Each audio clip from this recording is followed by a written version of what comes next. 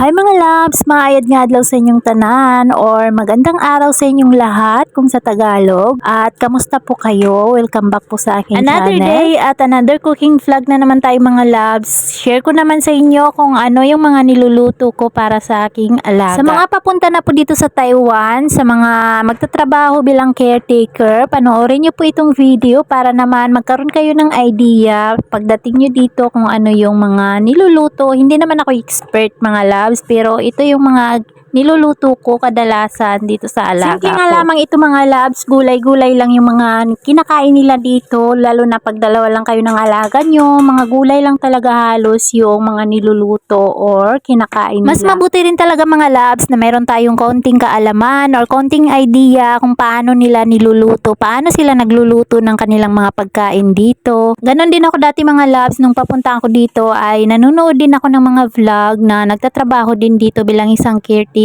Syempre, iba din talaga mga loves, 'di ba, yung may alam kapag nandito ka na sa Taiwan. Kapag nandito ka na sa trabaho mo bilang isang caretaker. Kaya ngayon mga loves ay sisimulan na natin ang ating pagluluto. At ayun nga mga loves, inuna ko muna yung soup, yung chicken soup. Yun talaga kapag kumakain sila mga loves, hindi mawawala yung soup. Kaya kailangan talaga may soup tayong niluluto. Pinakuluan ko nga muna yung karning manok mga loves at nilagyan ko siya ng luya at sibuyas. Papalambutin ko lang yung karning manok at habang pinapalambot ko nga, ayan, nagisa muna ako nitong kamatis, sibuyas, bawang, mayroon ding karning baboy na konti lang naman. At yung kulay brown, yun yung jelly mushroom. Marami yan dito mga loves, yung iba't ibang klaseng mushroom. At nung medyo naluto na rin yung kamatis, ayan, ginisa ko na rin itong upo at tinimplahan ko siya ng paminta at hinalo-halo ko nga lang saglit para naman mahalo lahat ng mga ingredients at tinakpan ko lang din at tinignan ko na rin itong ating chicken soup at ayan, nilagay ko na rin itong goji berries. Yung lasa nga pala ng berries na yan mga loves ay medyo matamis at nilagay ko na nga rin yung ube. Yung kulay puti na yun mga loves ay para siyang kamag-anak ng ube kaya tinatawag ko siyang ube dahil lang tawag talaga yun sa amin mga loves sa Pinas, sa probinsya namin ay urabe, pero dito hindi ko din alam kung ano tawag nila. At yung maliliit naman ng mga berries mga loves ay goji berries din ang tawag doon, matamis din ang lasa niya. Kaunti lang naman ang nilalagay ko mga loves para mag-balance lang yung alat at tamis ng ating soup. At ayun na nga mga loves, after ko naman doon, ayan, tinimplahan ko na yung ating ginisang upo. Tinimplahan ko lang siya ng kaunting soy sauce, kaunting asin, dahil yun lang naman yung mga kadalasan na pampalasa nila dito. Yun lang yung ginagamit ko mga loves. Ayaw nila ng maraming hinahalo. At luto na nga rin itong ating ginisang upo mga loves. Kumuha lang ako ng pinggan dahil isasali na natin siya at magluluto na naman ako ng panibagong putahe. Dahil kapag tatlo kami ang kakain mga loves, ayan, tatlong putahe din yung niluluto ko, pang-apat na yung soup. At ang susunod ko nga lulutuin mga loves, itong pritong isda. Mabilis lang naman ito, kunti lang ang nilagay kong mantika dahil ayaw